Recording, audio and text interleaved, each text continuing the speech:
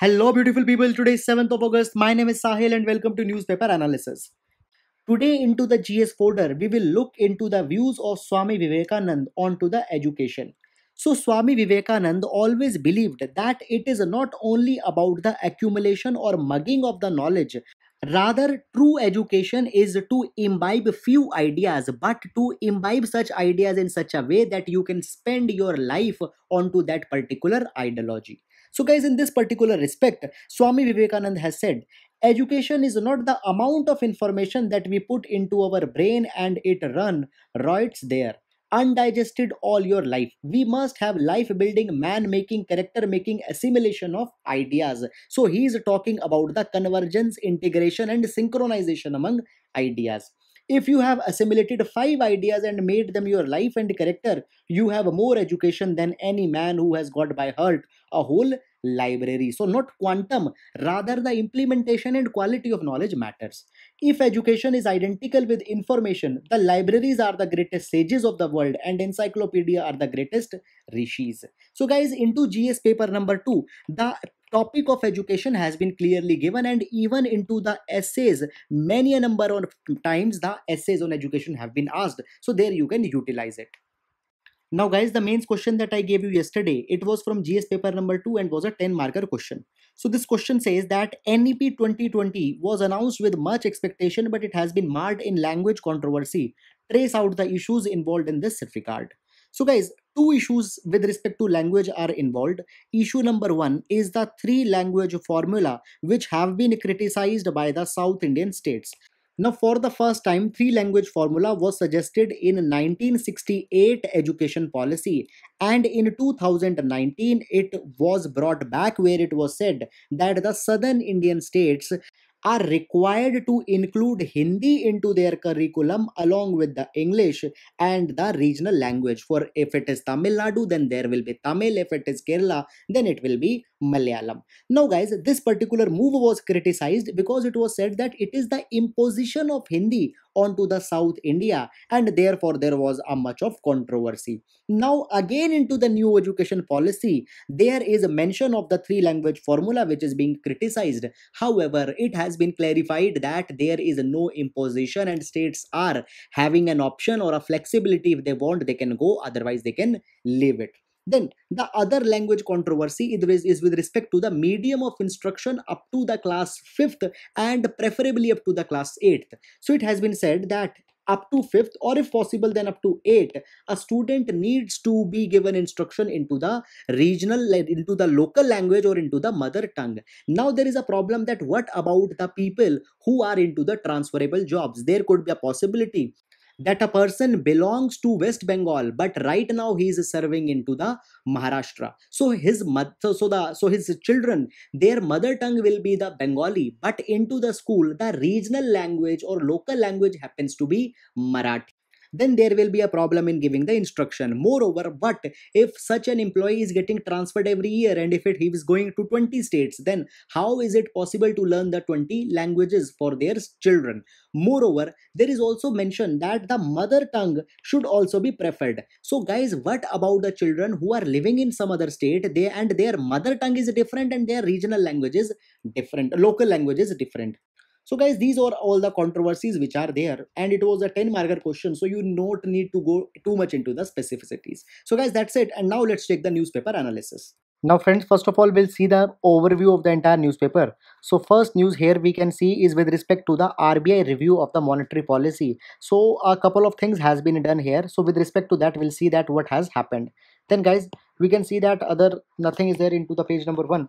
Then into the city page also, the news with respect to the conflict, the regional news, etc. It has been given, which is not important for our exam. So, guys, the same thing is and to the other things also. So then we'll reach to finally to the editorial page. Now onto the editorial page, guys. This editorial is about the Ayodhya groundbreaking ceremony, guys. Not at all important for our exam. Then, guys, this article mentions about the migrant humanitarian crisis and how poor people are suffering. So, guys, just some general accounts of the people has been given, which is not important for our exam. So substance has not been there. Moreover, guys, just yesterday, if you remember, we have discussed one article onto the migrant humanitarian crisis. Then, guys, this particular article talks about the new map that has been released by Pakistan. So we'll see the issues involved here. Then, guys, academic research. This article talks about the innovation into the research regime. So, guys, finally something new is coming. So we'll see what has been given. Now, guys, again the article on NEP has come. Personally, I feel that now Hindu has left only for with the 3 4 topics, and after every other day they are just repeating the same articles. Guys, anyhow, we have discussed the 3 4 issues and all type of controversies we had seen. In fact, a separate video I have made on NEP. Guys, will not be doing this. If you want, you can just read it. However, substance different substance is not there. Then, guys, this article is talking about the India Pakistan fishermen issue, so we'll see the issues involved here. Then, guys, moving forward, we can see only the regional news has been given here, not important for our exam. Then, guys, China's UNSC move on to the Kashmir has been given, so we'll see the issues which have been mentioned here. Then, guys, again you can see that nothing important has been given here. Now, guys, here the Pokali rice has been mentioned. Although already yesterday I told you that this rice has been given the GI status, and this rice is notable because it has a salt resistant capacity and it is being transferred from Kerala to the West Bengal. Then, guys, moving forward, this is the world page. On world page, the China and Saudi Arabia nuclear angle has been mentioned. So with respect to that, we'll see that what has came here.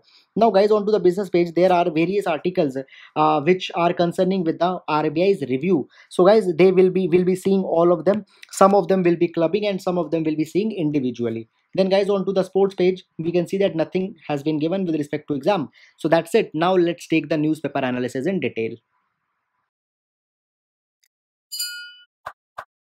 Now, friends, starting up. So, the first news that we can see here is with respect to the Reserve Bank of India's review of the monetary policy. Now, this article was given on page number 1, and throughout the newspaper, there are different articles onto the same issue.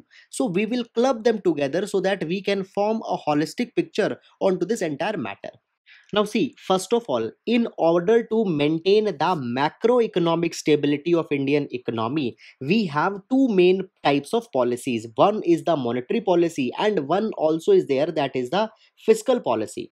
Now, fiscal policy is primarily the domain of government of India, whereby government decides that how much taxes are to be imposed, what expenditure is to be made, from where, and what revenue is to be raised, so that economic stability can be maintained. However, today we will not be going into this because today our subject matter is the monetary policy. Now, still at most places, first of all, it is said that monetary policy is the domain of RBI. Now, guys, this statement is not 100% correct because certain changes have came. We will understand them in a while. Now, through monetary policy, it is made sure that adequate liquidity is maintained into the financial or economic system. Now, by adequate liquidity, we mean that a balanced money supply should be there, because if money supply will be very much or it will be too excess, then there will be the problem of inflation. However, if it is low and goes below a particular point, then the business ventures will starve out of cash. There will be cash crunch into the economy, and due to that, the expansion related activities will also suffer. So, guys, we need to maintain a balance.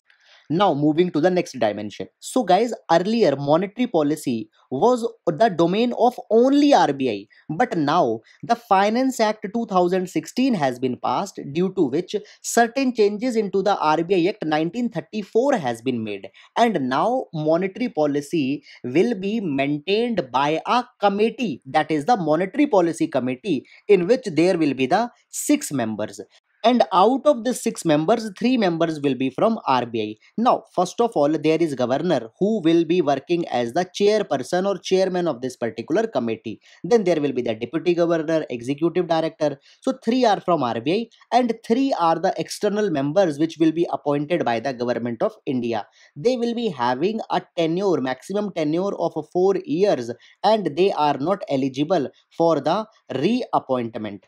Now, guys, you don't need to see the names of all the members because that is not asked into the UPSC. Just keep in mind that the chairperson of this committee is the governor of RBI. And one more thing, the finance minister is not the member. This question has been asked into the UPSC, so please keep it in your mind.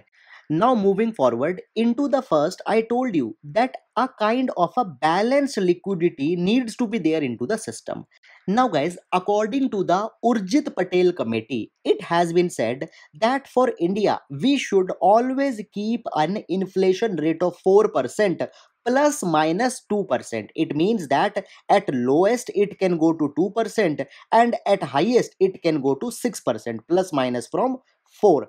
So this band has to be maintained, and this is the primary task of the monetary policy committee. Now, guys, whenever there will be the deviation, then the monetary policy will be suggesting certain suggestions that what could be done. And these suggestions are primarily with respect to the repo rate, which is also called as the benchmark rate. Now, repo rate is actually an interest rate at which the Reserve Bank of India will be providing the money to the commercial banks. Such money bank can give to their customers. And guys, see, the implication is such that if this money will be expensive, if this rate will be high, then obviously banks will also give the expensive loan. And if the loan will be expensive, people will not take that much of the loan, and the liquidity into the system will be reduced. And opposite can be done. If the liquidity is already less, then the Reserve Bank of India will bring down the repo rate so that the money to the banks will become cheaper, and further banks can also give the cheaper loan to the people.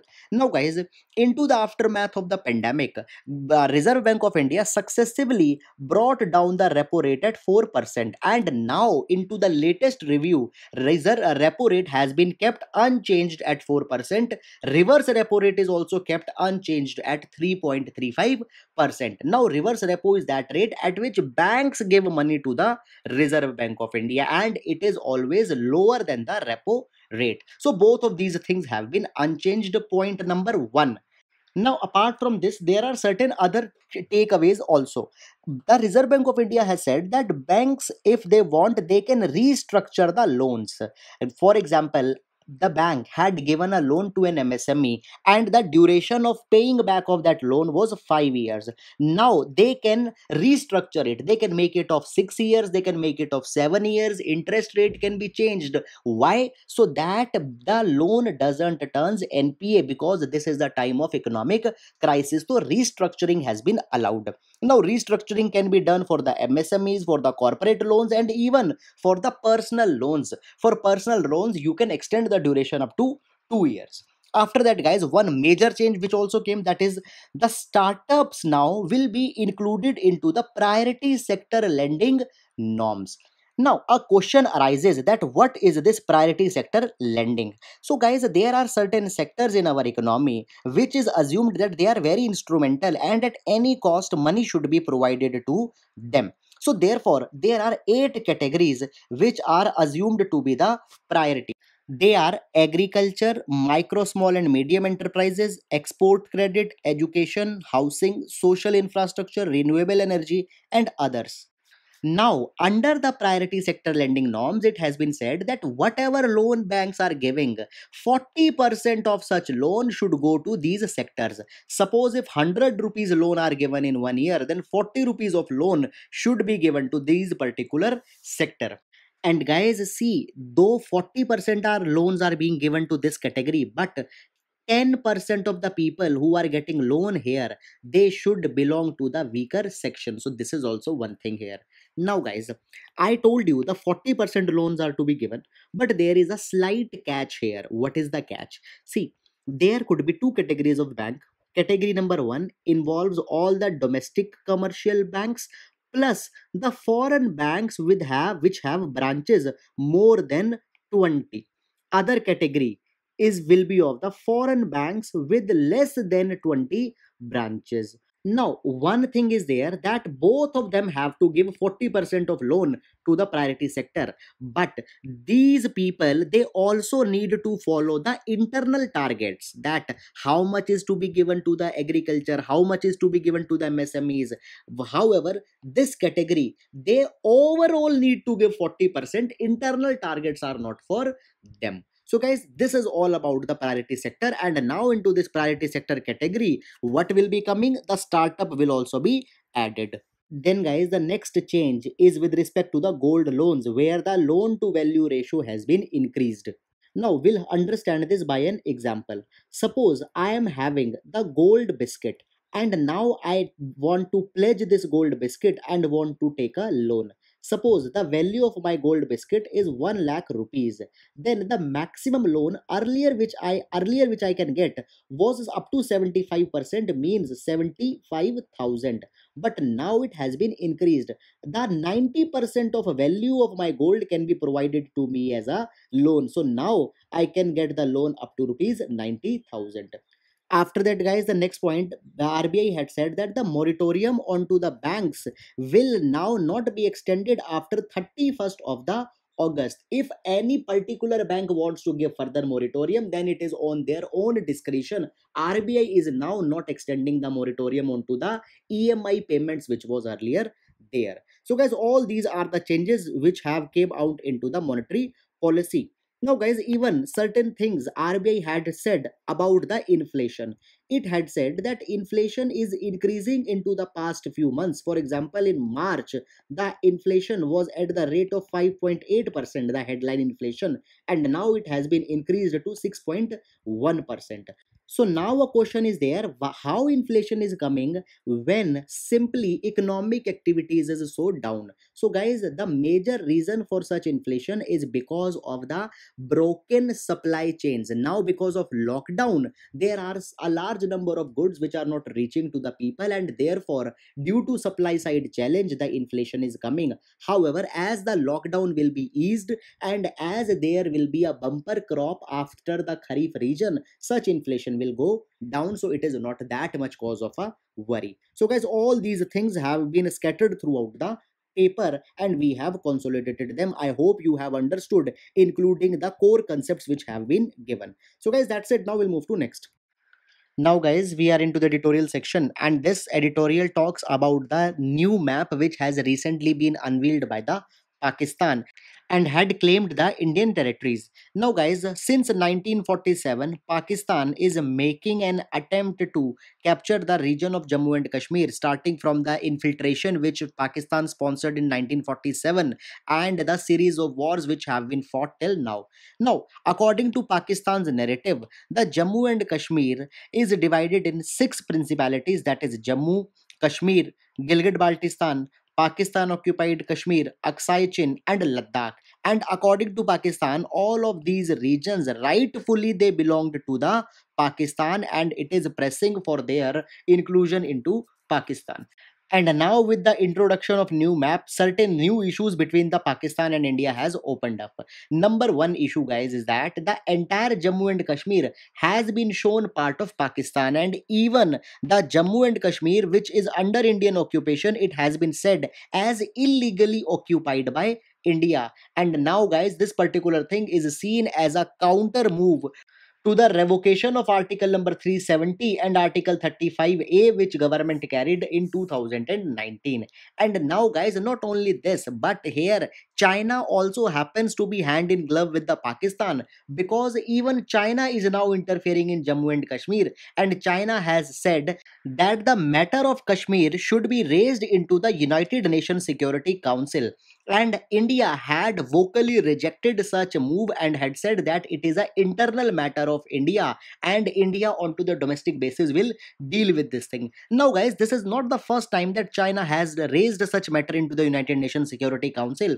Rather, last year into the August, this year into the January, and this is the third time when the China is raising the matter into the UNSC and is deliberately internationalizing the particular matter. So guys, here we can see a cocktail is being formed. After that, if you will focus onto this particular map, you will find that the boundaries towards the Ladakh has not been very much clear. And now a question comes that what does it means? If you remember here, then I told you that itself Pakistan has held Ladakh to be the part of the Kashmir and had claimed Ladakh. But now why it is not clearing the stand? Is it something which in reciprocation Pakistan might be giving to the China if China comes to the help? So that is a question which is coming.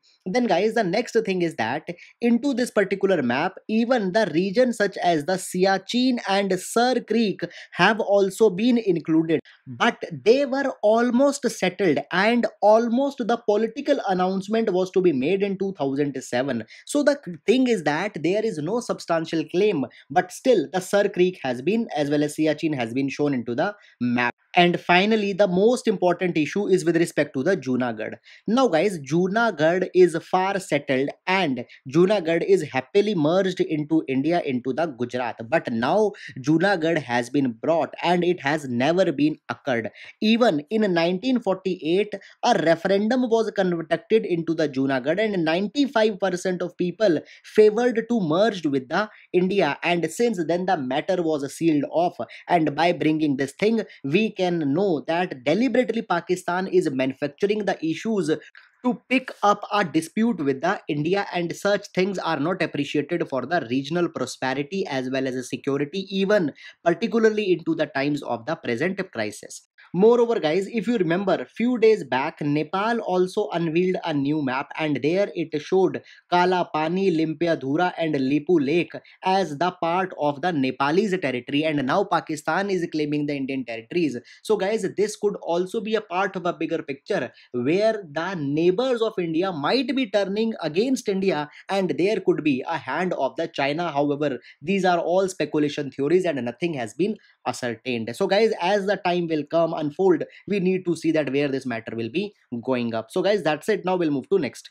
Now, guys, this particular article provides certain prescriptions with respect to the upcoming Science, Technology and Innovation Policy 2020.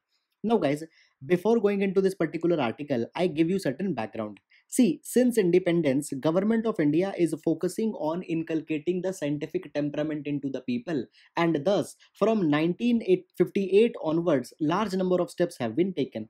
For example, the scientific policy resolution was announced where it was said that people should develop the basic temperament with respect to the science. After that, technology policy statement was announced in 1983 where it was said that the technological self-reliance should be achieved and indigenous technologies should be developed in India.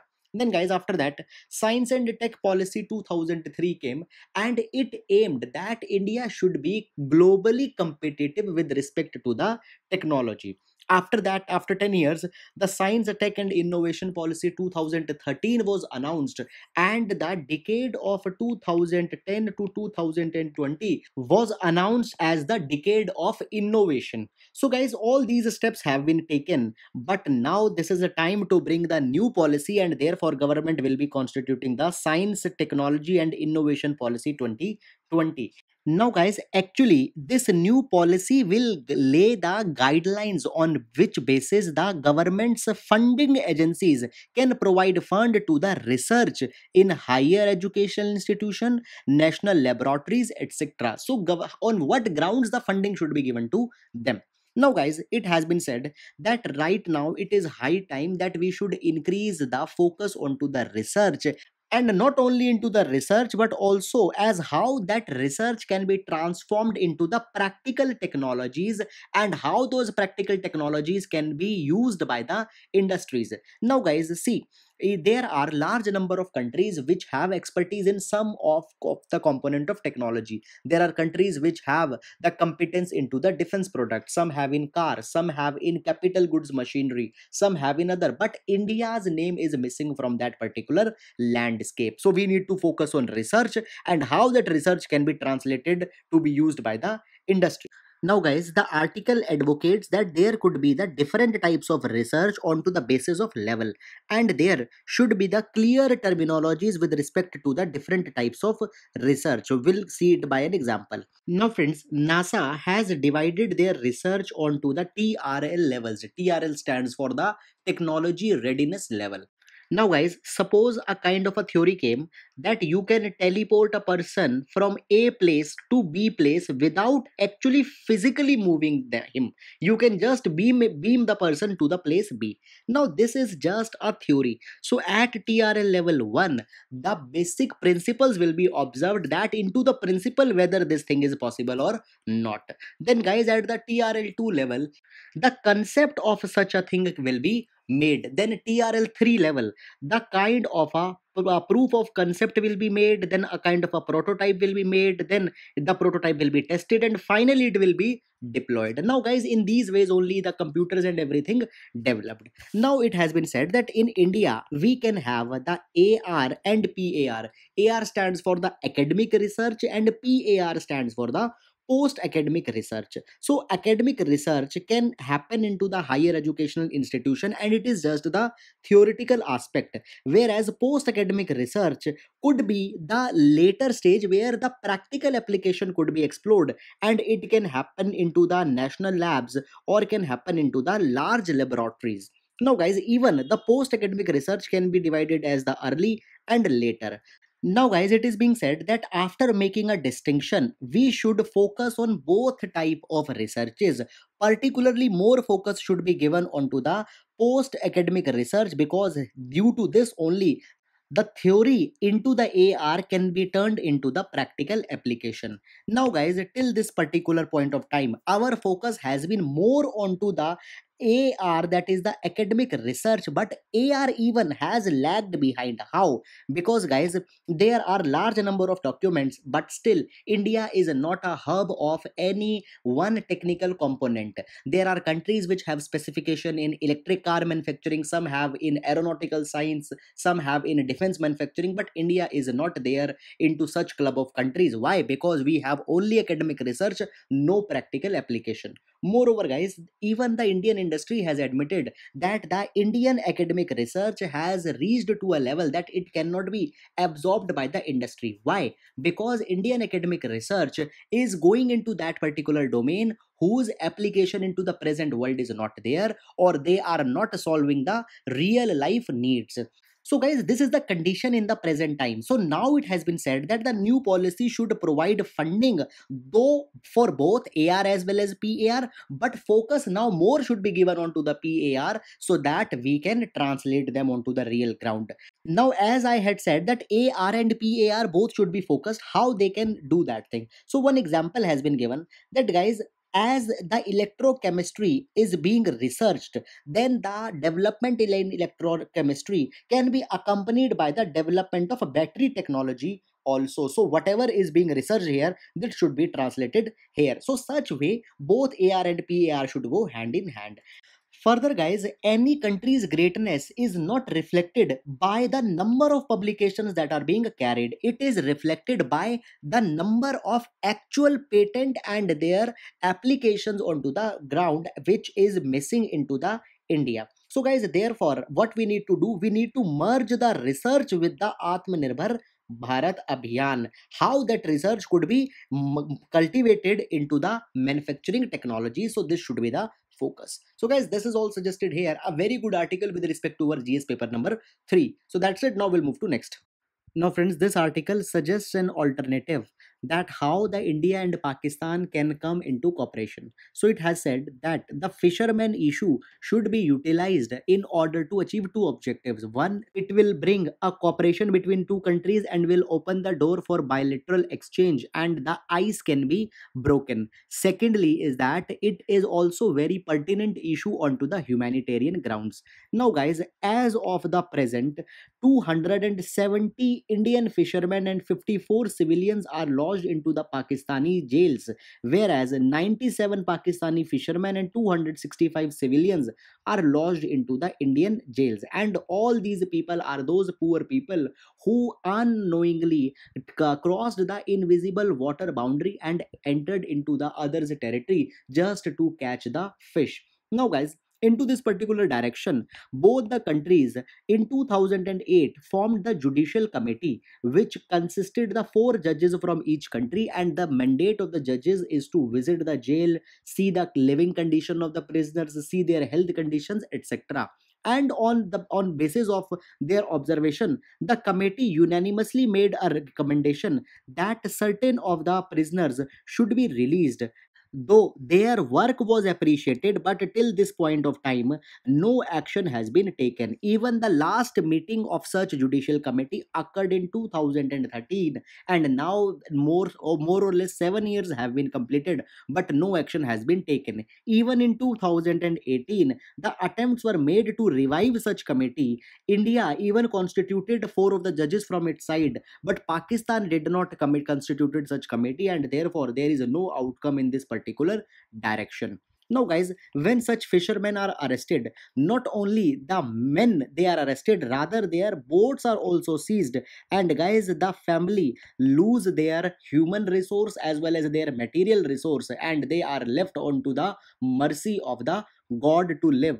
And certainly it is not acceptable on any grounds. Moreover, guys, during these existential crisis of the present pandemic, this could be a time that on such an issue a call can be made. So guys, this is all which has been mentioned here, and now we'll move to next. Now, guys, in this particular article, it is being alleged that Saudi Arabia and China might be coming in collaboration, where China might help Saudi Arabia to develop the uranium, enriched uranium, which can be deployed into the nuclear weapons. Now, guys, it has been said that in past few days, US has found that certain undeclared sites are being developed near a solar panel production facility near the Riyadh. And it is being said that Saudi Arabia, onto the lines of Iran, might also be having the ambition to become a nuclear state. And guys, even in past days, the Saudi Arabia has declared its intention to stockpile the nuclear weapons if Iran will not abandon the program. And as Iran is carrying the nuclear program, the Saudi Arabia might also be coming into the cooperation. Now, guys, this particular thing is a matter of concern, because if you remember, just a day back we had seen that the 75th anniversary of the Hiroshima and Nagasaki occurred, and there was an apprehension that if nuclear race is not stopped, then there could be Hiroshima or Nagasaki 2.0.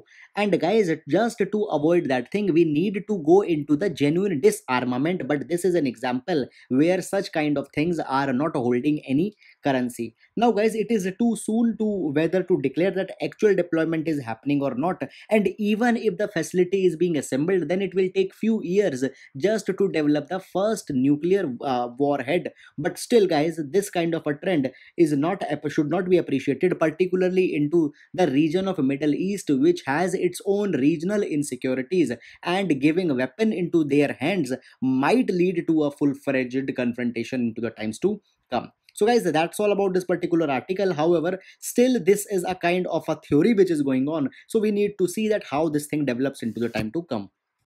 Now, guys, here we can see that the Reserve Bank of India is coming with certain reforms which will boost the offline retail payments through the digital mode, and will help to promote the digital India, or the cashless economy, or less cash economy.